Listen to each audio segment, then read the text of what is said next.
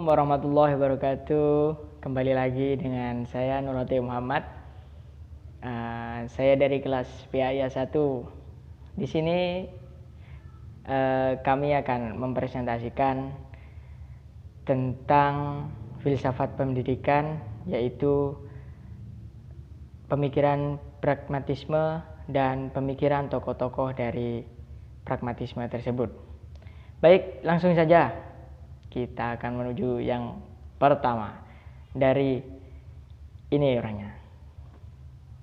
Wow, kira-kira siapa ini?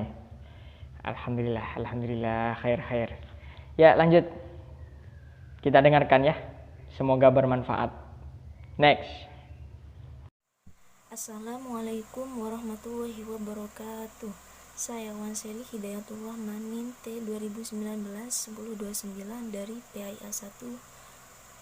Saya di sini ingin memberikan sebuah materi tentang pengertian filsafat pendidikan pragmatisme.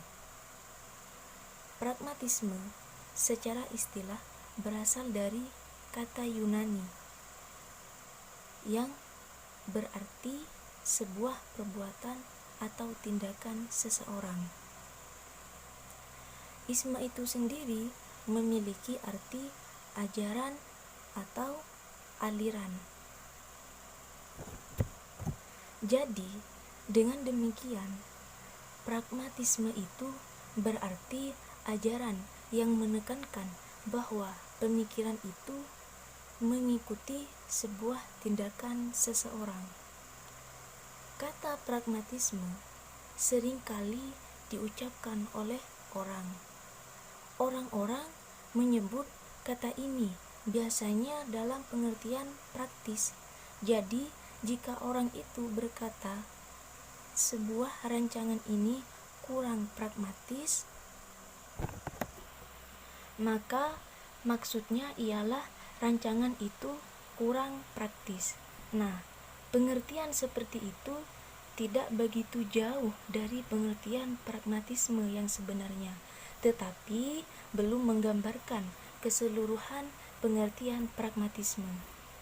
Pragmatisme secara keseluruhan adalah aliran dalam filsafat yang berpandangan bahwa kriteria kebenaran sesuatu itu memiliki kegunaan bagi kehidupan yang nyata. Oleh sebab itu, kebenaran sifatnya menjadi relatif, tidak mutlak. Sekian dari saya. Wassalamualaikum warahmatullahi wabarakatuh.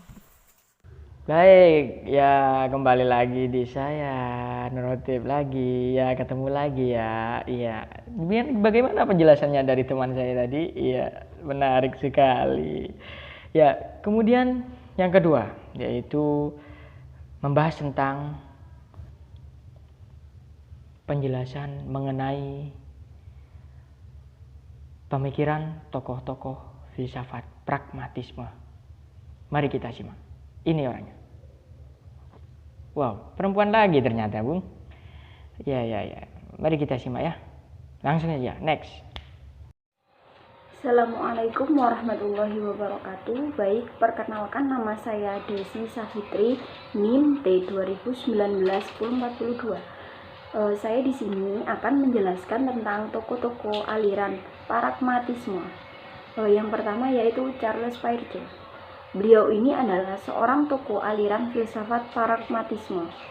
Dia merupakan pencetus dan pendiri filsafat tersebut. Beliau lahir pada tahun 1839 yang berkebangsaan Amerika. Pada tahun 1905, dia berkenalan dengan William James yang kemudian menjadi sahabat akrab beliau. Peirce ini meninggal pada tahun 1914. Kemudian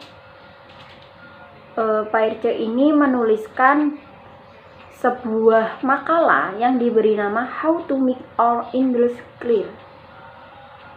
Berdasarkan tulisan ini, beliau menganggap bahwa pragmatisme berdiri pada tahun 1878. tulisan-tulisan filsafat Pairce ini terdiri atas karangan-karangan dan manuskrip yang kebanyakan terputus atau tidak lengkap. Pairce ini tidak pernah menulis suatu buku tentang filsafat atau menyusunnya. Kemudian, salah satu sumbangan Pairce yang cukup penting kepada filsafat pragmatisme adalah teori tentang arti. Dia membentuk teori-teori modern tentang arti dengan mengusulkan suatu teknik dalam menjelaskan pikiran. Menurutnya, hal ini dapat ditemukan dengan baik jika kita menempatkan pikiran tersebut dalam ujian eksperimental dan mengamati hasilnya. Menurut Pairce, ide-ide dapat terungkap. Artinya, apabila ide tersebut ditempatkan dalam percobaan eksperimental serta mengambil hasilnya. Pragmatisme menurut Pairce ini adalah suatu ajaran yang mengatakan bahwa suatu teori itu benar sejauh teori itu mampu menghasilkan sesuatu. Pairce mengatakan bahwa kebenaran suatu pernyataan diukur dengan suatu pernyataan apabila pernyataan tersebut dipercaya mempunyai kegunaan praktis dalam kehidupan sehari-hari. Kepercayaan ini dapat meningkatkan suatu kesuksesan ataupun kebenaran. Selanjutnya yaitu Pairce ini membagi kebenaran menjadi dua, yaitu yang pertama kebenaran transendental dan kedua kebenaran kompleks.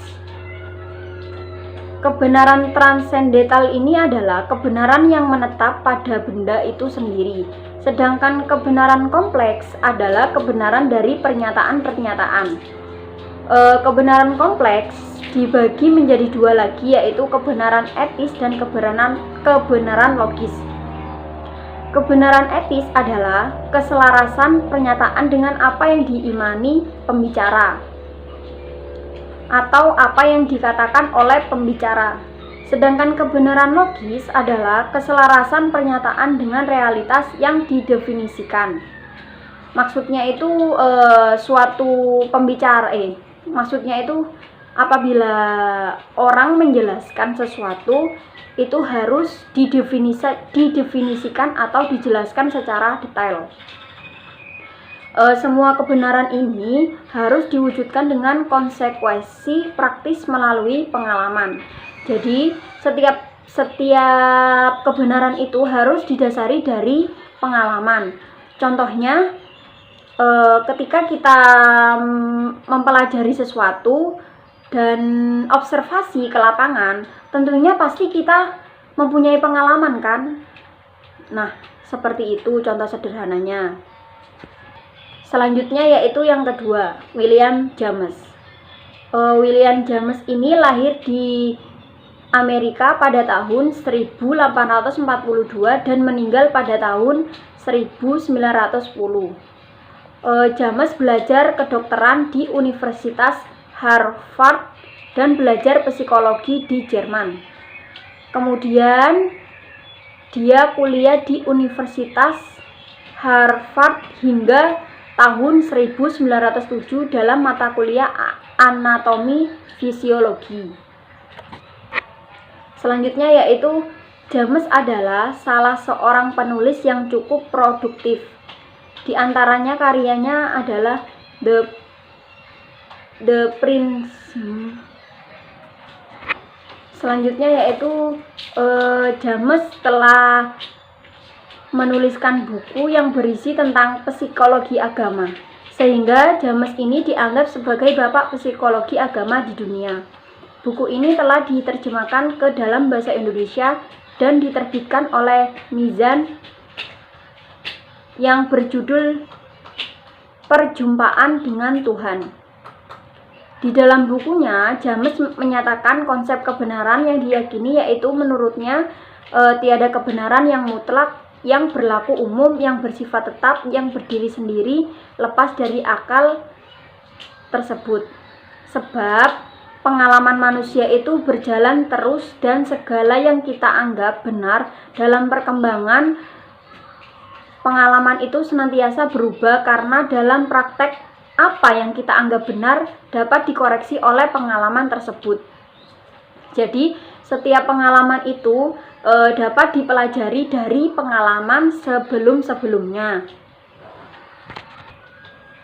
Oleh karena itu, tidak ada kebenaran yang mutlak, yang ada adalah kebenaran yang benar yang terjadi dari pengalaman yang khusus, dan setiap kali itu dapat diubah oleh pengalaman berikutnya.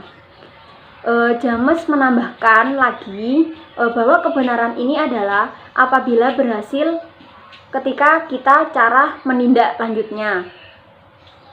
Selanjutnya yaitu kebenaran pragmatisme James tentang agama, sebagaimana yang diungkapkan dalam bukunya, yaitu tentang kegunaan. Hal ini sebagai mana apa yang diungkapkan bahwa bagi orang yang percaya kepada adanya suatu realitas kosmis yang lebih tinggi daripada Tuhan. Oleh karena itu, segala macam pengalaman keagamaan mempunyai nilai yang sama jikalau akibat sama memberi kepuasan kepada kebutuhan keagamaan. Kemudian moralitas menurut James adalah kebenaran bukan tetap, akan tetapi berkembang karena situasi kehidupan. Selanjutnya yaitu dalam hal ini James adalah seorang pembela yang kuat bagi kemerdekaan moral. James mendukung apa yang dianggap dia di dunia ini tidak seluruhnya itu termasuk jasad, dan tidak seluruhnya itu baik, akan tetapi dapat diperbaiki. Jadi maksudnya itu gini, setiap perbuatan manusia itu yang salah itu dapat diperbaiki dari pengalaman-pengalaman yang sebelumnya. Misalnya dia itu pada waktu usia 17 tahun dia itu seorang yang sangat nakal dan tidak bisa diingatkan oleh orang tuanya. Tetapi ketika dia umur 21, dia itu bisa berubah karena dia belajar dari pengalaman sebelumnya. Ketika dia tidak berubah, berarti dia itu tidak mempunyai keinginan untuk berubah menjadi lebih baik, seperti itu. Sekian, terima kasih. Wassalamualaikum warahmatullahi wabarakatuh. Ya, bagaimana penjelasannya teman-teman? Masih kurang ya? Ya, ini yang terakhir. Semoga saja ini laki-laki ya. Ya, ini orangnya. Duh, bener kan laki-laki? Wah, ini kalau dilihat dari postur tubuhnya sih ini yang istimewa, ini anaknya ganteng-ganteng gimana gitu ya. Langsung saja, langsung next video ya, kita dengarkan penjelasan dari profesornya. Guys, saya akan melanjutkan dari presentasi teman-teman saya tadi. Di sini saya akan menjelaskan tentang pemikiran John Dewey tentang filsafat pendidikan pragmatisme. Menurut John Dewey memiliki pendapat bahwa kurikulum pendidikan itu harus dibuat atau dirancang sesuai dengan kenyataan yang ada. Dan metode pembelajaran yang digunakan John Dewey itu adalah learning by doing, yang terfokus kepada keaktifan siswa. Jadi kita nanti untuk menjadi seorang guru, kita sebelum membuat kurikulum itu harus disesuaikan dengan permasalahan-permasalahan yang ada di dalam kehidupan manusia, khususnya kehidupan peserta didik. Dan aliran filsafat pragmatisme di dalam pendidikan menurut John Dewey berpendapat bahwa ide, gagasan, pikiran atau intelijen itu merupakan suatu alat atau instrumen untuk mengatasi persoalan-persoalan yang ada pada kehidupan manusia. Jadi kita kembalikan kepada pendidikan bahwa guru itu berperan penting. Dan di sisi lain, John Dewey itu berpendapat yang menentukan kualitas pemikiran seseorang adalah pendidikan. Jadi di dalam pendidikan kita adalah calon seorang guru harus memiliki ide pokok dan gagasan yang menarik untuk dibahas dalam pembelajaran. Contoh, saya menjadi seorang guru Kurdis. Saya menjelaskan tentang materi birrul walidain, bagaimana menghormati kedua orang tua. Saya jelaskan dahulu, kemudian setelah saya jelaskan, saya kasih pertanyaan. Nah, mengundang siswa untuk aktif di dalam pembelajaran. Maka dari itu saya akan melontarkan sebuah pertanyaan. Kalau misalkan pendapat kita dengan orang tua, kita untuk memilih sesuatu yang baik menurut kita, tapi tidak diperbolehkan oleh orang tua, bagaimana tindakan kita? Nah, begitu. Nanti akan muncul dari siswa bermacam-macam cara. Nah, itu yang menjadi alat untuk penyelesaian sebuah masalah di dalam kehidupan. Pada intinya, menurut John Dewey,